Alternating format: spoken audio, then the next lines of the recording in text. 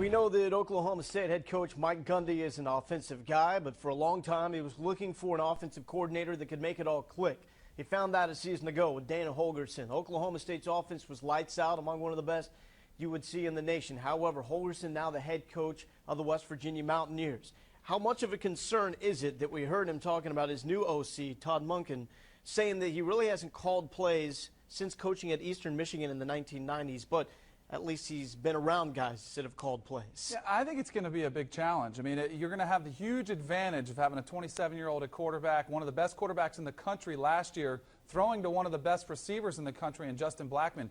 But play calling is an art form. It takes a lot of attention to detail, being able to adjust on the fly, making in-game adjustments. So I'd expect for there to be a little bit of a growing process, but it'll be aided by having so much talent on the offensive side of the ball. Well, it will, and also aided by a head coach that intimately knows the offense. He's on the field with you. I don't believe there's any question that those two will work hand in hand. And keep in mind, play calling is also very dependent upon how good your quarterback is. And in Brandon Weeden, who I just saw working out 2 weeks ago out in Southern California, he is big time, folks. Let me tell you right now, and I'm saying first-round draft choice big time. That's how gifted he is. And there's no question the sky's the limit with this young man. And I think that's going to help Todd Monken a ton as a first-year offensive coordinator. And keep in mind, it's not just about dialing up the right play.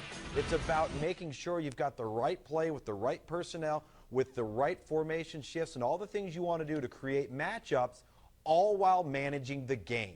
And that's what it comes down to as a play caller. You manage the game, put your players in the best position you can to win, and then it's ultimately up to those players to execute. Is this setting up to be the year for Oklahoma State when you consider what they have, all 5 returning starters along the offensive line? Is this the best shot really realistically they've had to win a Big 12 title? I really feel like it is. I feel like this is a dark horse national title contender team. The biggest question to me is on their front 7 on the defensive side of the ball. Are they going to be able to get the ball back into the hands of their offense? And if they can do that,